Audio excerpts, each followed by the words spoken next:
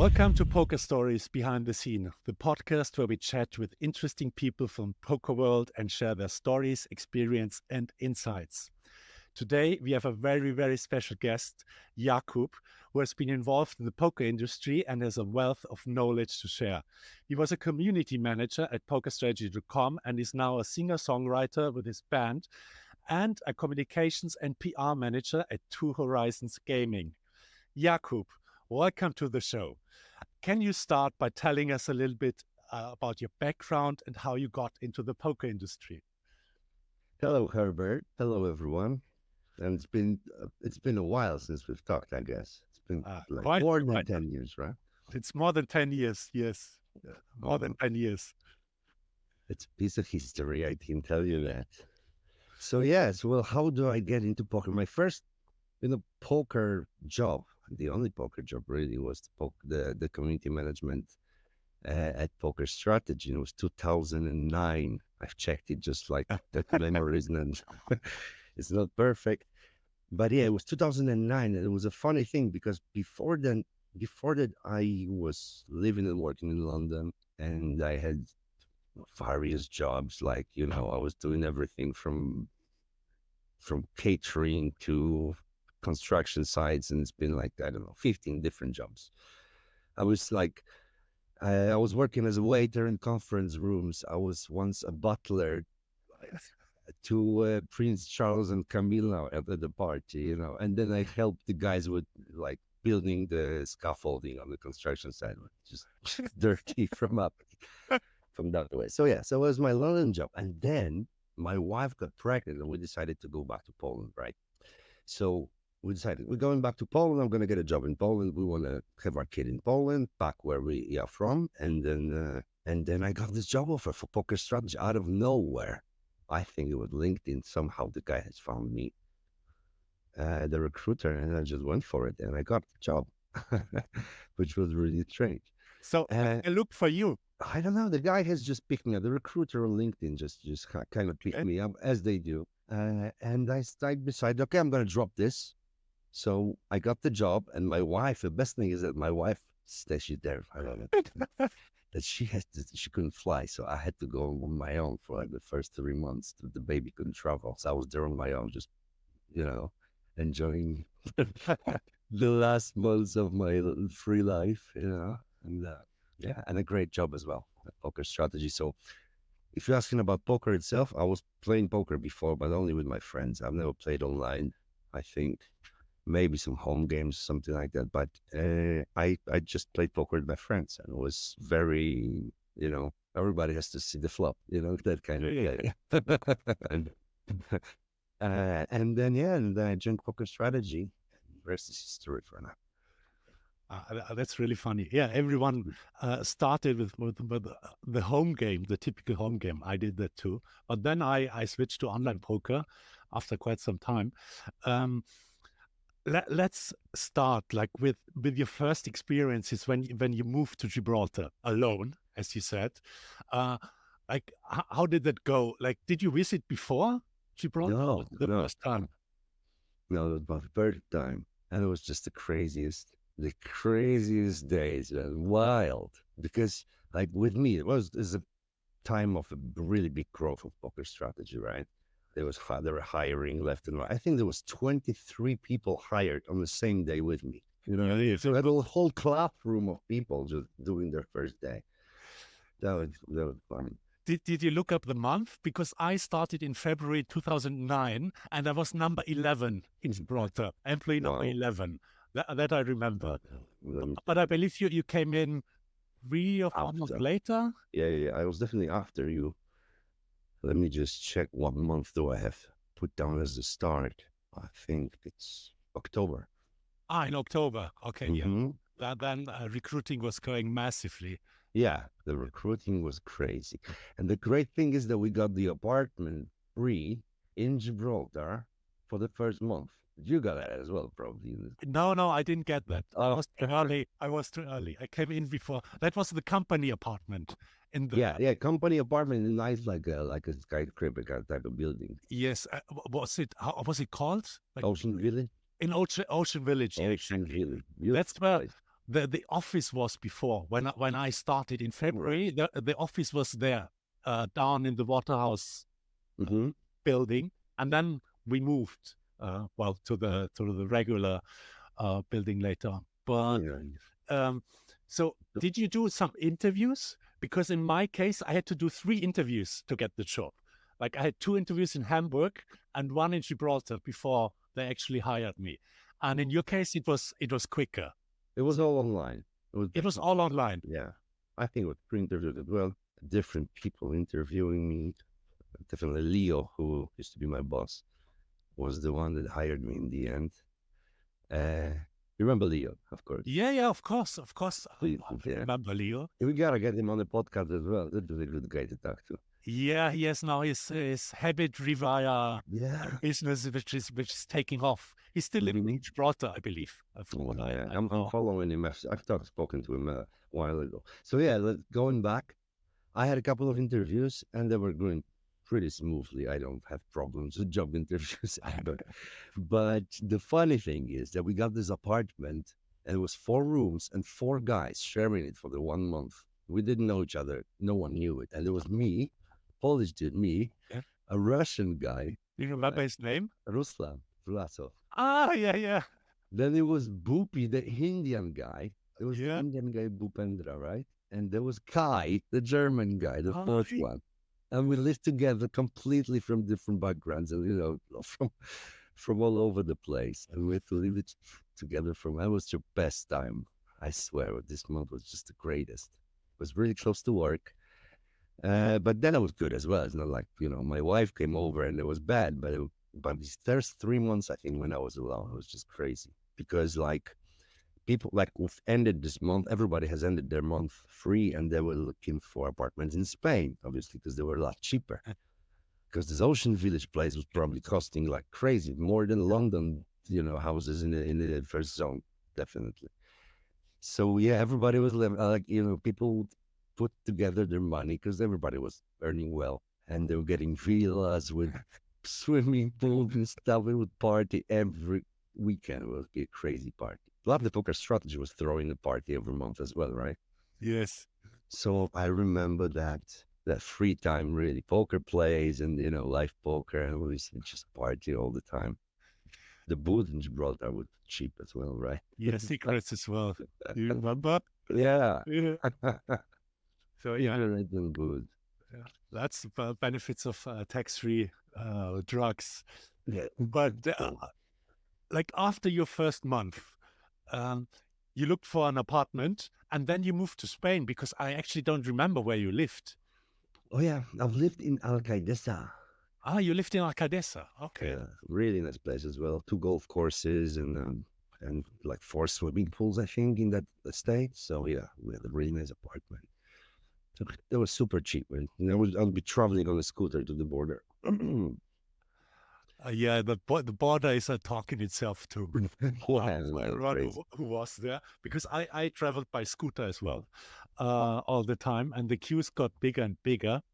So what's your experience with the border, the time you were there?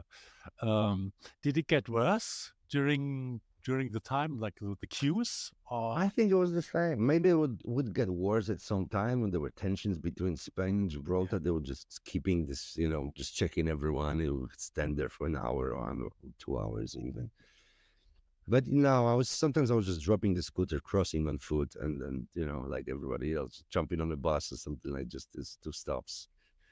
I was wondering if they getting the like the street scooters, like something like you got in big cities now. oh, That'll be great for Jeep. we Definitely. we have to ask someone who lives there. Yeah. Yeah, that were a crazy invention for them. Like Mhm. if you just go and drop it off and continue. Yeah. And continue from Spain. So you were hired by Leo, and I wanted to Leo Judkins. So So, I wasn't aware because I was thinking of the Polish team before, and I didn't get it together. So because Leo was the head of the Dutch department, or what was his role back then? he was the head of couple department. I think he had 3 or 4 languages under him. Ah, Right, okay, exactly. okay. Yeah. So the Dutch community and the Polish. Uh, Definitely Polish. and Portuguese for sure. Portuguese. I can't Okay. remember which one. Uh, I don't know. makes sense. Anyway, That was speaking great. it so fast, and for the Polish team, do you remember who was there when you started? Oh yeah.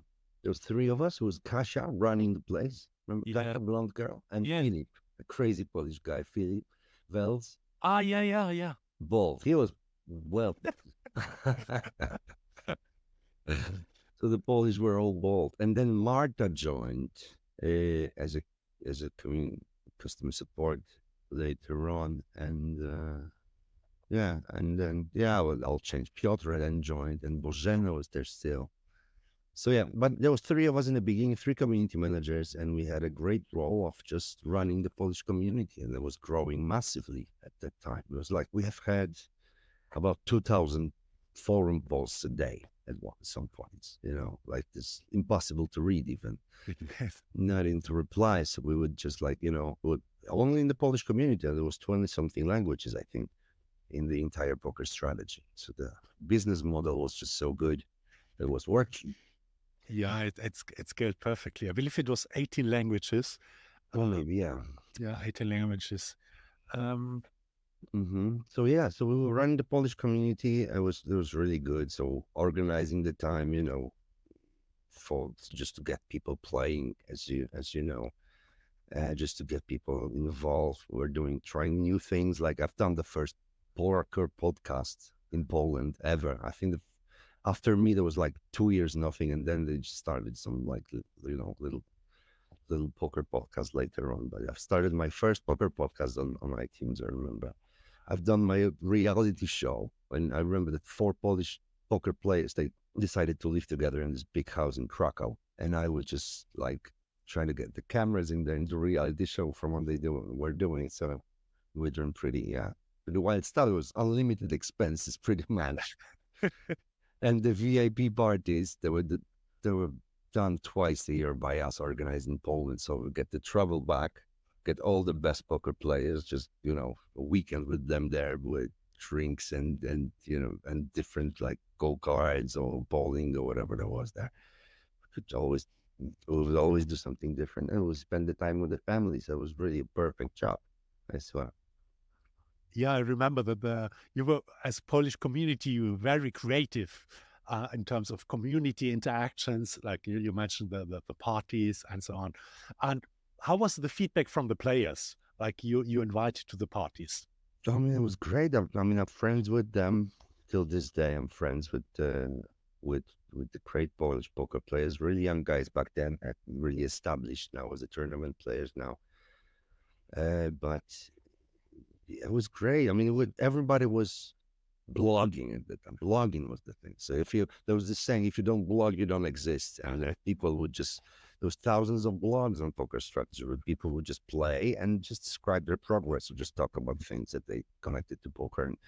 And it was like everybody was really like, encouraging each other to play more, to play better and learning consecutively. Because obviously there was the biggest strength of poker strategy, apart from the $50 for the start, was the learning section, right?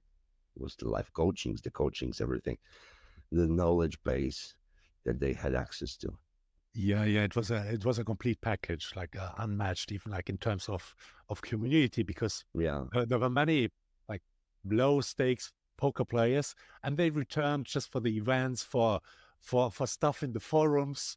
I don't know in the Polish forum, but in the German and English forum there was the BBV, Hmm. like where they just posted like random Shit. random Yeah, yeah, stuff, yeah. random shit, or did crazy actions. Uh, did you have that in the Polish community too? Oh yeah, of course. Oh yeah, yeah. Yeah, that's how forums Mm. go. I mean, the poker community was very unforgiving. So once I joined, they told me as a fish straight away. And I was like, the poker was destroyed for me. They've destroyed it for me. They told me that I'm nothing, that I can't play.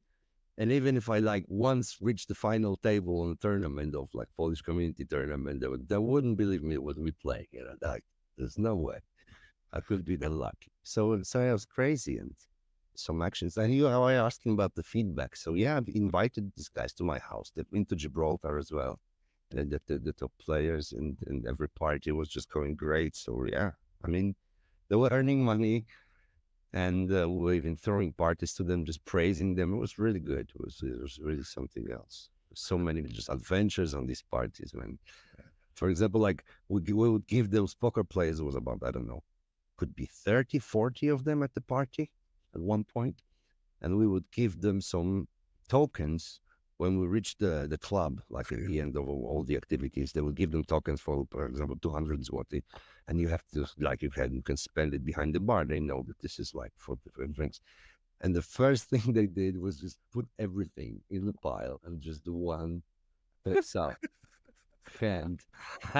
And one guy would just go take everything and yeah, and get wasted, you know. Oh my God. That So the heavy the drink. the typical party stories. We will come back on this, but Oh, cool. you mentioned a very interesting point, and we were talking this in previous episodes as well. It was uh, it's about poker and the perception of us at Poker Strategy in compared to the poker community, because for me, the like I worked in the education department, Hmm. and obviously I was closer related to poker anyway, because but I always had the perception that the community only viewed us as poker players, at least in the education department. And if you couldn't play poker, like you are already off, or you were not part of the poker strategy they were expecting. Yeah. Uh, and I had this when I became head of education. Uh, Obviously, everyone believed I'm the best poker. I must Yeah. be the best poker player out there because I'm head of the education department of a poker school. And but yeah, there's always like this dilemma that the community always thought poker strategy is only about poker, only about poker.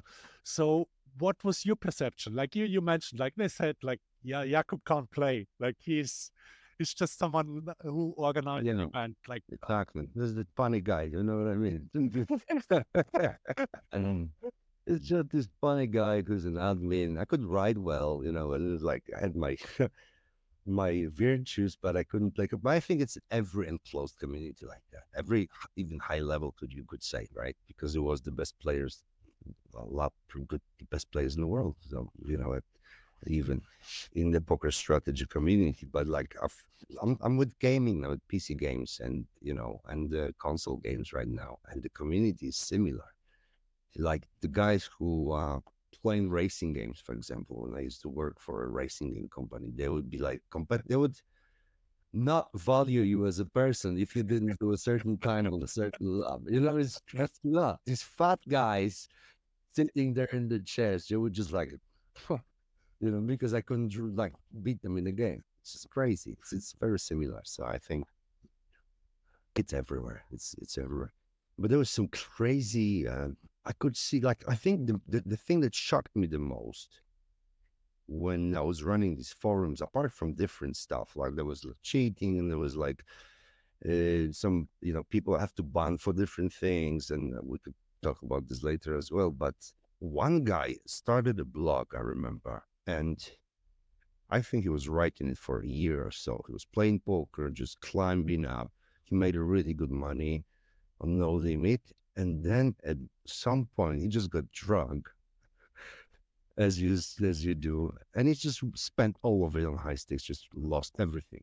A year, I think, over a year of work, and then he, you know, a couple of days passed, and he wrote a blog post about it, and just like feeling ashamed and guilty.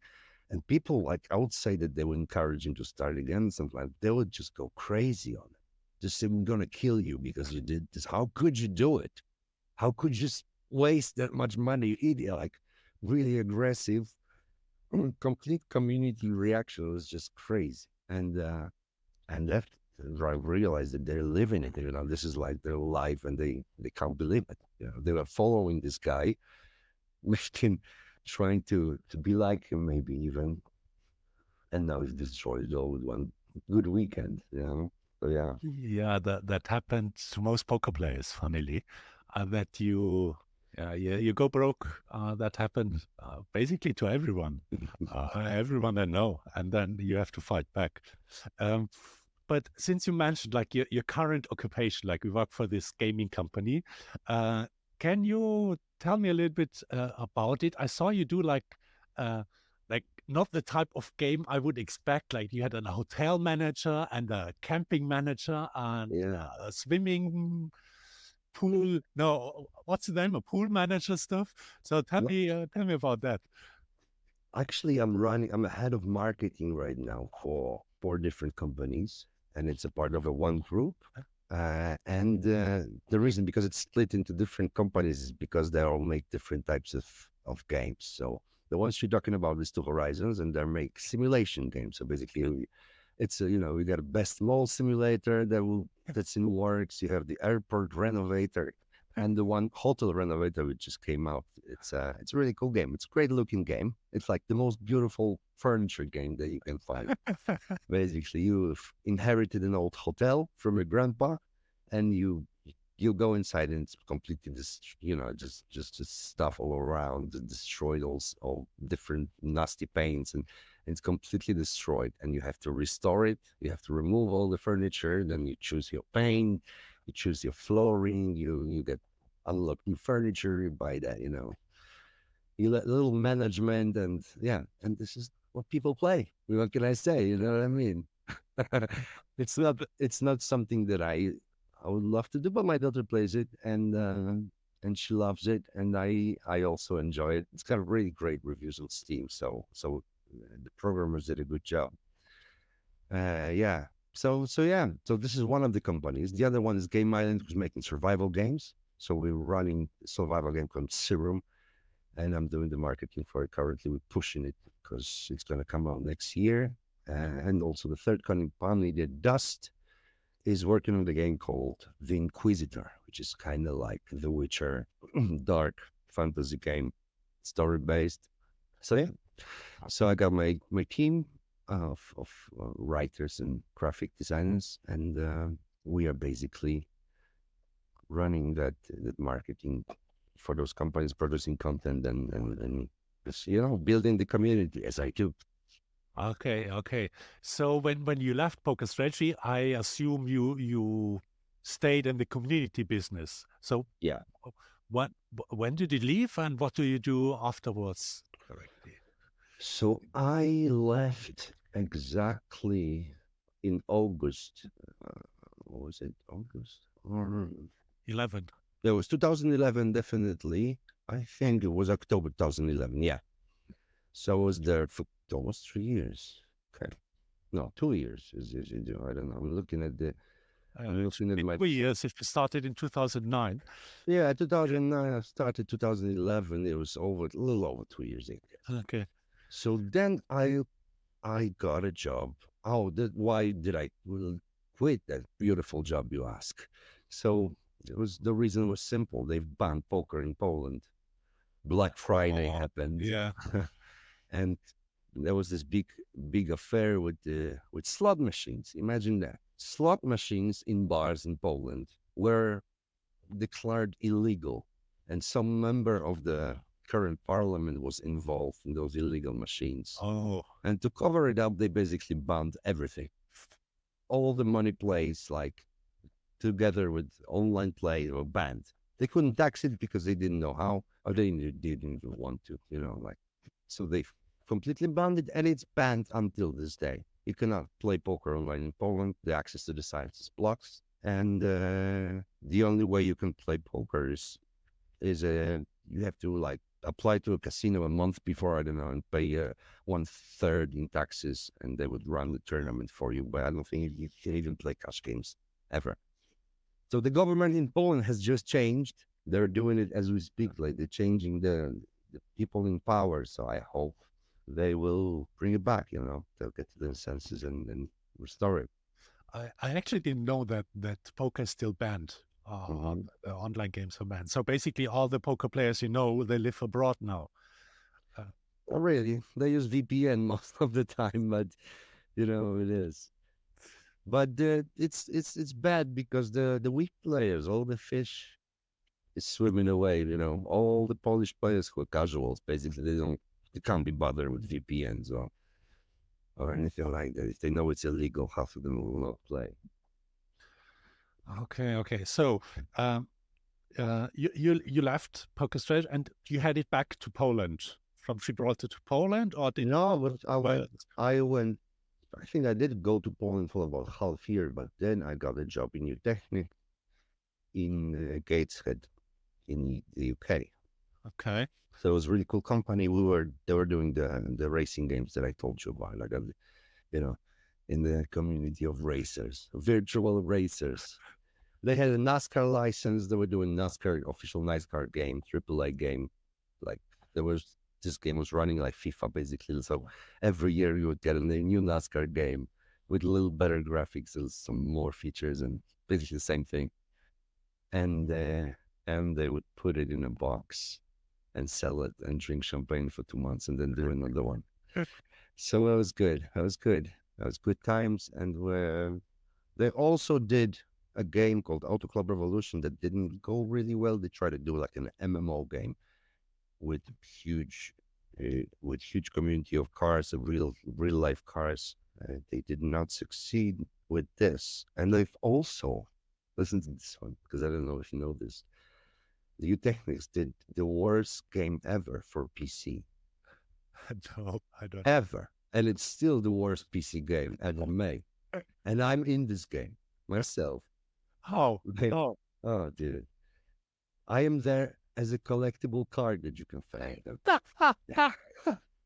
Because imagine that they didn't have the budget. They wanted to put the bikini girls on the cards, right? But they didn't have the budget for it, so they took us from like, come on, get out from the PC, and then me in like an ugly sweater, gray sweater. I'm there instead of a bikini girl.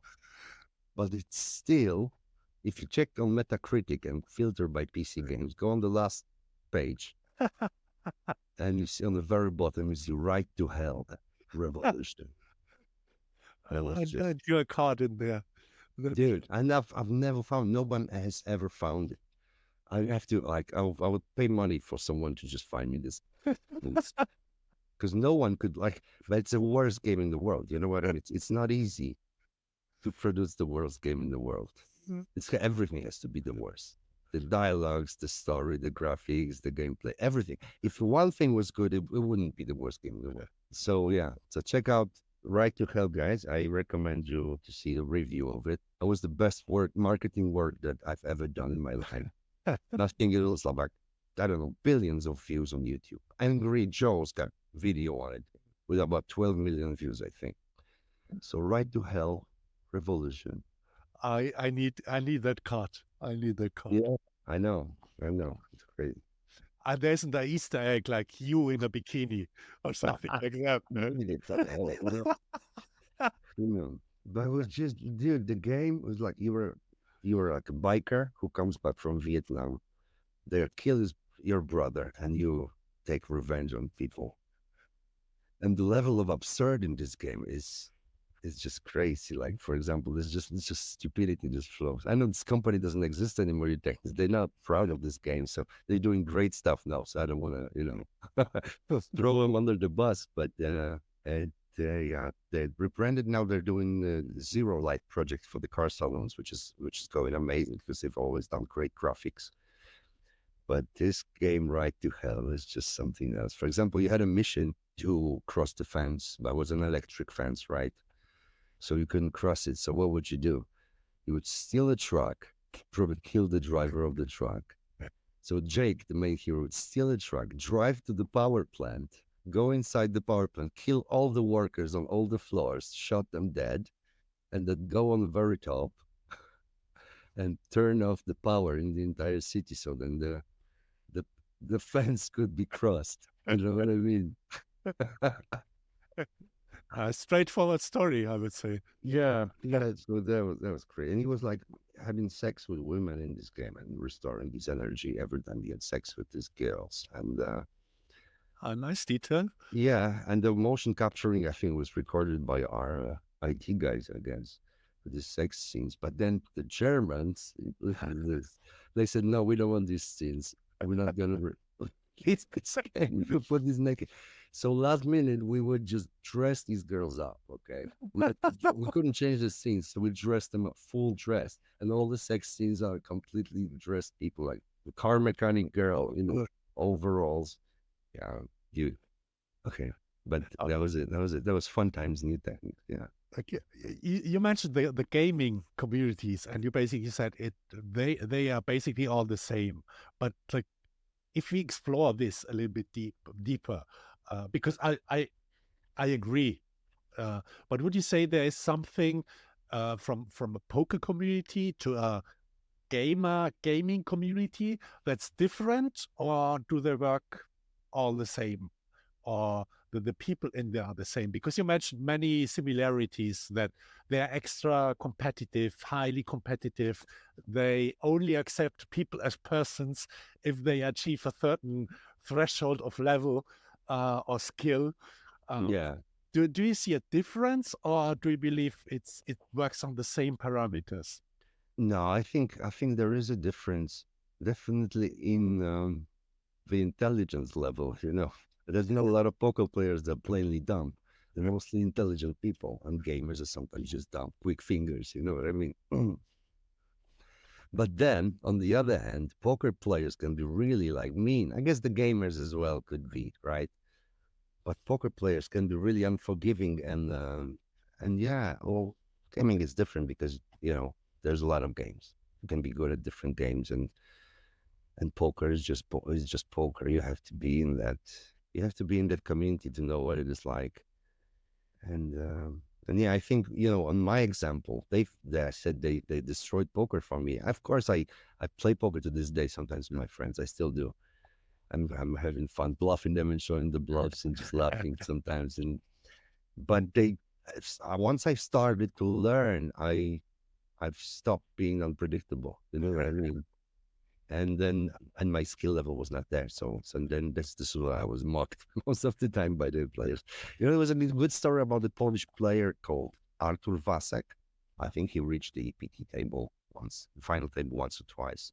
It was just like he is just like a big muscular guy from Poland, not super super outspoken and whatever, like he would say, and he would just be so unpredictable that people could not, crack his skull. Completely doing crazy, every hand he would just do something crazy, and somehow he would get people to fall or whatever, and he did succeed until someone has told him to do starting hands, and he's learned like you cannot open from under the gun and what, yeah.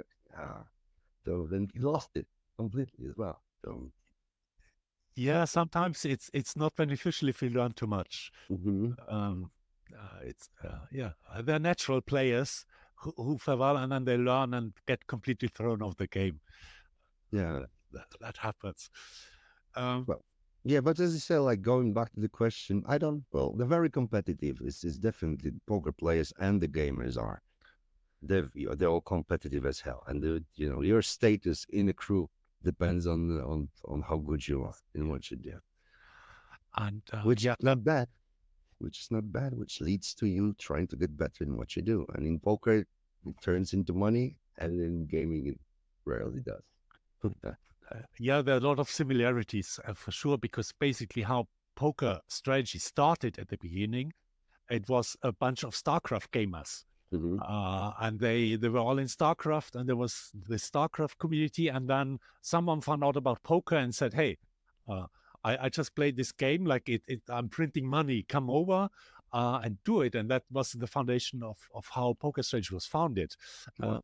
out of the StarCraft forums, Hmm. as you know. So there are definitely quite uh, some similarities uh, about that. So now we know about your official professional career, but what about like your hidden career as musician and singer and songwriter?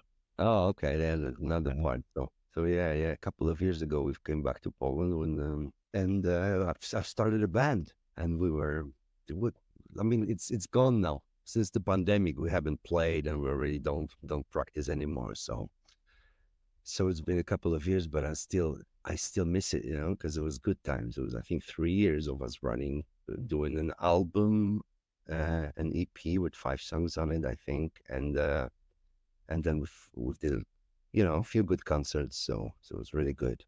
You can check it out on YouTube. And Soltis Musica, it's what it's called. Maybe you can put it in the description if you like. But yeah, I will. I won't link it because I listened actually to all of the songs. but Um, have you?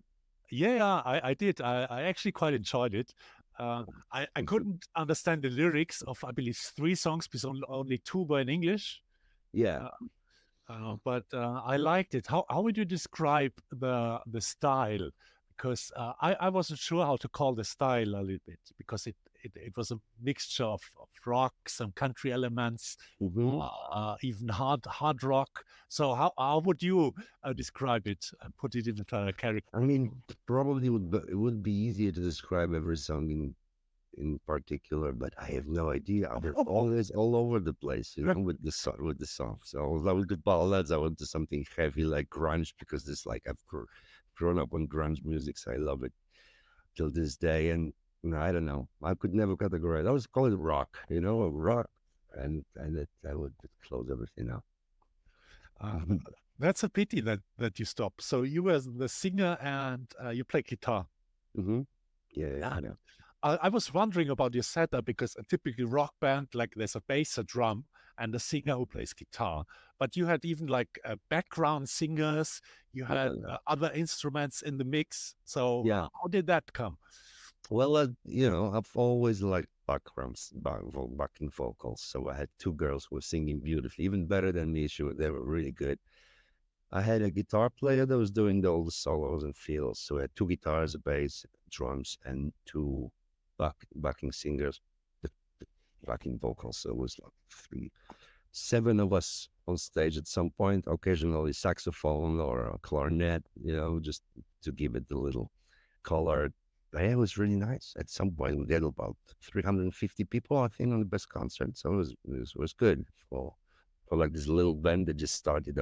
We played some really cool places, but it was just too much for me. I really stopped because it was just too much. I couldn't say no to partying after a concert till 5 in the morning. And I said, like, I couldn't do this. I was like, cannot do it every weekend. I would die after a year of this, definitely.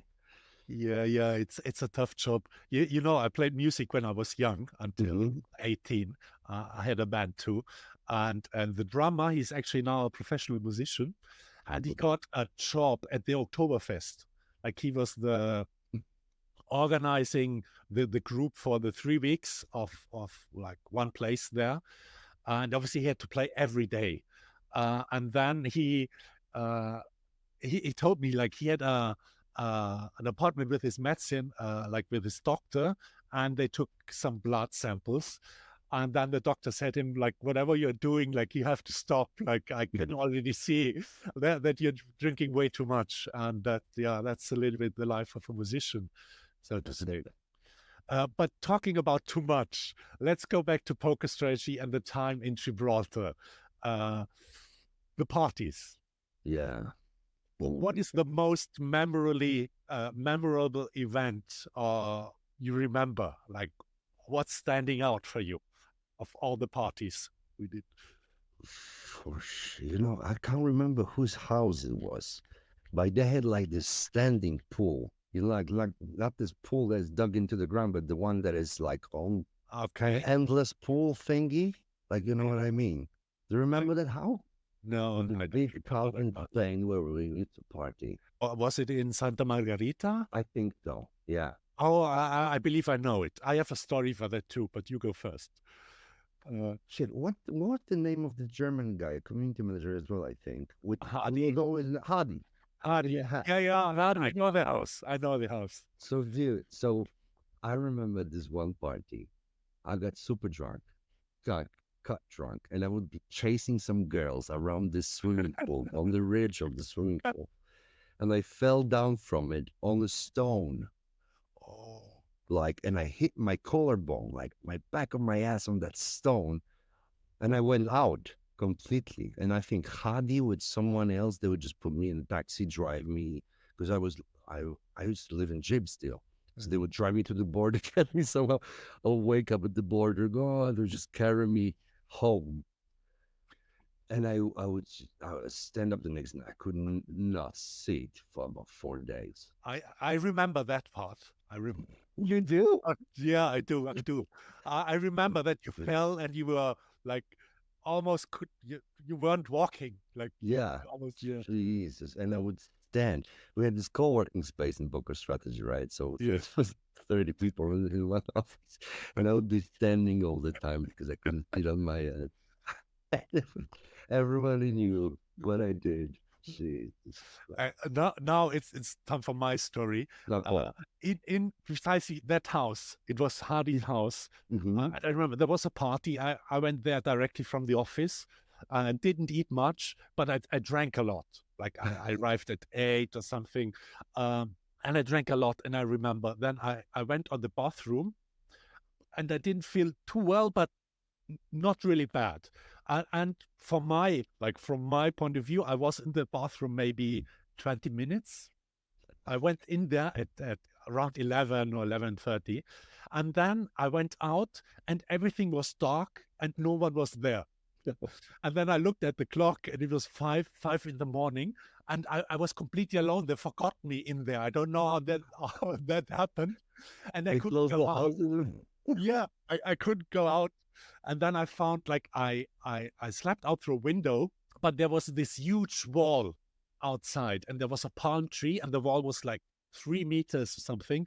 And I tried to climb on the palm tree and jumped over the wall to get out because there was no one there, and I didn't have a mobile, nothing. So yeah, that was crazy. Like when you go out of the like you go in the bathroom party, there were 50 or 60 people there, and then you go out after what you feel is like 20 minutes and it's all dark, no one is. Did you fell asleep in that? You had to feel I don't know, like yeah, for sure, For but sure. I didn't have the impression. I was just chilling, I thought, but I must have fell asleep. Oh my I remember that party a lot, and I remember one party in Chip. It was actually a official company event, and it was, how was the gardens called? The Alameda That'll Gardens? be the gardens. Are you talking about the Halloween party when everyone was dressed up? Yes. Oh, dude. And the wasted wall. You remember the wasted wall? Oh no. What behind Euron, Uh, the Dutch community managers, they've had in Poker Street, they had a wasted wall with pictures of everyone who was wasted beyond the belief from the parties. It was quickly filling up with people really quickly. And my picture was there like dressed as John Bon Jovi or Alex Rose, something like with long hair. Jesus, yeah, that was crazy, crazy party. uh, yeah, the parties. Like I don't actually remember how often the company parties, the official ones, were. I think it was every month. Every month. Every month there was a company party. I think. Yeah, basically every day there was a party somewhere. Yeah. It was hard times actually. If you think back, like we were working hard, not Yeah. as everyone thinks. And then we partied hard as well. Yes, that's right. Every day, basically.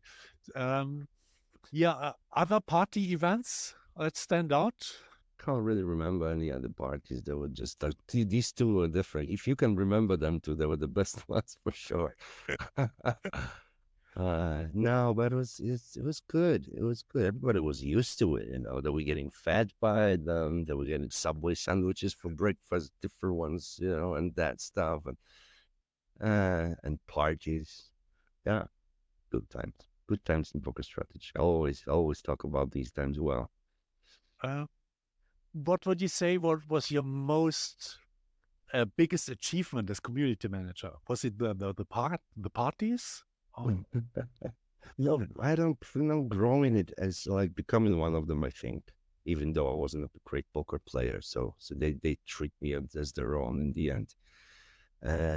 But yeah, I've done some crazy because like I really started to unleash my creativity in there. And yeah, it was just so many things I've done. It was like the poker podcast I told you about, and then all the competitions and the parties, and another level of tournaments. Uh, like I remember that I wrote I did a competition once on the forums to write your poker story, right?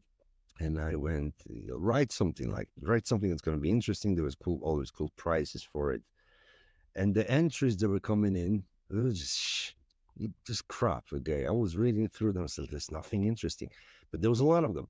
So I said I'm going to post one each day, anonymous completely, so you guys don't know, and you're not biased in because people will be voting on the best ones. And I wrote my own. Like I told them that it doesn't have to be real. If your poker story is crap, just make something up if you want, color it, whatever. So it's a good read. And I remember that I wrote this and I posted it at somebody like who knows who it is. And it was just so crazy. I went with this story. It was with this guy who was broke, who spent his last money that he was carrying to his family. The boss threw him from his job and I was like broke. And then, yeah. But it became like people were trying to guess for over a year who that was from the forums. I've won by like 46% from everything else. And I said, like, and I went because it was me talking to these people. So I went, no, this guy said he doesn't want the award. He gave it to number two because he wants to stay anonymous once. And they went crazy there. Seriously. Like, who is this guy? Like, oh my God. And now I'm a high stakes player. I don't need any from the guys. And yeah, so, it was just good. It was just fun making, it was, of course, there was problems that had to be solved, but I've learned how to deal with the community there. We were one of the first community managers that ever done it like that. Even the gaming didn't have the community managers back then. Um, and the network of moderators, I think that was a big achievement that I had as well, just to control it. We had 12 to 14 moderators at all times. It went super moderator. There was a paid guy, a couple of guys who got money as well from us to run things, and the small moderators who just like get status, access to the knowledge. Uh, yeah, and they were running crazy, like departments, bringing stuff to my attention all the time. You have to reply here, you should be here. And yeah, jeez, it was a crazy big. I think it was still the biggest forum that I worked with, definitely the poker strategy. Yeah, the forums were huge. Hmm. Uh, Basically in our languages and even our internal forum. Because nowadays you talk in Slack or whatever the programs are. But back then, like we had our own internal forum, which was basically the same as the public forum, just Uh-huh. only for internal people. And I I loved it. don't know Give how you many the posts I've wrote, but many, many, many, many. And yeah. Uh, so how should we continue? Uh, because usually I ask our guests to ask me or ask a question for poker stories. We could do that. So, do you want to know something about me or Vladimir or a project? I want to know something about the project. Yes. How do you guys, why did you guys do it? Uh, And where you want to go with it? Is it going to be some, family thing that you guys want to keep to yourself, or do you want to promote it? Do you want it to go big? Or if so, am I the first guest? you're not the first guest, Ah, but damn. you're the fourth guest. Uh, and well, the project just started out of just a simple idea because every time I talk to someone from the old days or like the poker days or the days at Poker Strategy, everyone loves to talk about it, and I enjoyed a lot. So basically, our idea uh, first was to write a book about poker strategy Hmm. because there's none, which is insane a little bit. There is no real official documentation of that. But then I was too lazy to write a book about that, Yeah, to all the research stuff. And then true. we came up with the idea: why don't we just invite like uh, old colleagues, poker professionals, like from the golden days of poker, and just talk about our experiences and insights because like at least for me, like I was a like into poker very hard. Like I was poker professional after my time at Poker Strategy, but now I'm done with poker. Like I don't play myself. I'm not interested in new strategies uh, or going deep into that. But what I still enjoy is talking about it or even getting insights on how the market is now. But I'm I'm more interested in the stories and experiences because for many who participate in the poker world, it was the greatest time in their lives when they were in the poker business. And uh, actually, it was funny when I reached out to older colleagues or poker professionals. They were like, "Oh, wow, that's insane! That's amazing! I really love the idea." And that's how we got started with the project. But we consider it as a side project. Like we don't want to push it hardcore or like we because I believe we would lose the spirit a little bit uh, of doing it. You know, if you do like 5 podcasts a week, then it's work, and you might lose like the the happiness or like the emotions that Mhm. come with it when you do it sort of as a side pet project. And so that is what Poker Stories is now. Like we plan to invite people, um, mostly well, people from the poker industry, but also like related people who are not poker players or not even in the industry.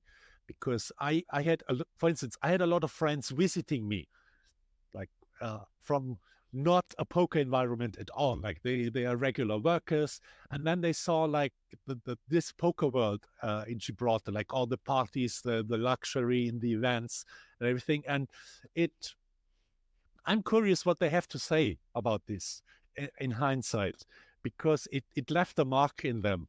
And Mhm. for sure, it left a mark in the people who were closely involved, be it as poker players uh, or even like employees. And I want to bring that to light a little bit because, as I said before, the perception I believe of poker strategy, or how we as former employees of poker strategy are viewed, it's like always like, oh, uh, that's poker. But it was not. It was a business. Uh, Yeah. you know best. Like poker strategy was not just about poker. There were a lot of other guys who made that work. Um, and I just wanted to have a look at behind the scenes of this industry, or yeah, or of the poker lifestyle as well. Something you don't hear in the regular podcast you have now, or the shows of the EPT events and final tables and poker strategy talks and hand analysis talks, but just like the personal side of all this. And that's the uh, what we want like to bring to light a little bit in our podcast. I hope So I did I bring it to light a little for you guys? Did I shine a little different light? yeah, yeah, shine. That's fine. No, it's all good. Yeah, it was great times. Remember it forever. Although, if somebody asks me now, what did you do like in Gibraltar? And I would go, I taught people how to play poker. I just like, I worked in a poker school. And I don't explain. I just had too much of this. Like, I don't know. Yeah. So they think that I'm a great poker player, which I'm not. Yeah, me neither. Me neither. I was a professional, but and wrote a book, but I never considered myself really like the best poker player. I knew what I was doing more or less most of the time, but yeah, I was never the real high stakes expert in everything. The expertise I had was in different sectors, like writing or coordinating, and that was what my job consisted of at Poker Strategy. I understand. Um, I mentioned like some of my friends who came over, and I remember you had some friends coming over as well. Like, what was the impression of your life there in the poker industry? What did they tell you? Did they expect that from you, that lifestyle, or what was their feedback to you? Women, the friends who are visiting me, or Yes, yes. What did they say about your life? Did they know that sucks? no, of That's course not. I amazing. am having beautiful weather, beautiful places to live, and it was all great. I mean, it was good that I could have invited people over and like my best friends that would visit me, my family would visit me there. Basically, it was beautiful Andalusia, Spain, most of the time, because Gibraltar, as you know, there's not much to do there. But yeah, it was beautiful times. It was beautiful times. A lot of places that I still didn't get to visit in Spain, and I wish I would go back there. So, you know what I mean? I love this place so much that I would just go retire there. I was thinking of going back for like when I'm done. But yeah, everybody was is envious. You know what? Like when you said that you wanted to write a book, I was thinking I wish that we would write. Sorry, that we would write like a memoir or something, or like write a little book. That imagine if you wrote one thing a day from what happened, like the most memorable thing that happened at that time, you would have the book ready. You would just go, okay, so this is it. But since you don't, it's really hard to put it together chronologically, even when you used to drink so much. So it's not easy, I understand. Yeah. Yeah, yeah. So about poker stories. So, like the initial idea was to write a book, but maybe that's not out of the question in the future. We don't know yet. We just know like we want to do this project now. Mm-hmm. I really enjoy recording it. I'm looking forward to everything, and it feels similar to back then because when we worked at Poker Strategy, at least for me, it didn't feel like work. I was doing like as work the stuff I would have done anyway, Right. in different forms, and the same with the podcast. I really enjoy recording and getting in touch with the old colleagues and friends, and just delve in nostalgia a little bit. All right.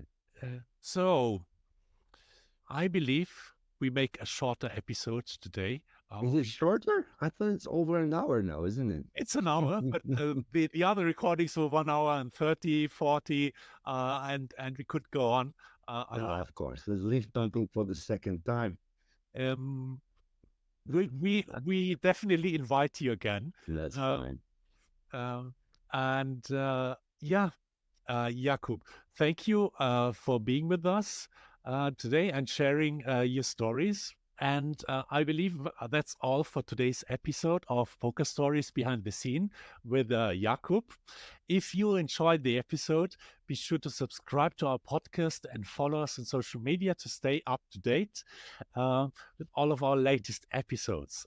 And of course, feel free to ask us any questions in the comments or via audio message. And I will include all the links to your project in the description of the podcast so that our listeners can hear your music too, because I enjoyed it quite a bit because it was sort of melodic, and I expected more to be like more grunge, more hard. But yeah, so thanks for listening. Thanks, Jakub, and check out his music. Okay. Thank you, Herb. It was great talking to you, man. We've done the Thank, reunion and the podcast at the same time. See you thank, later. thanks for listening. See you next time. Thanks. Bye.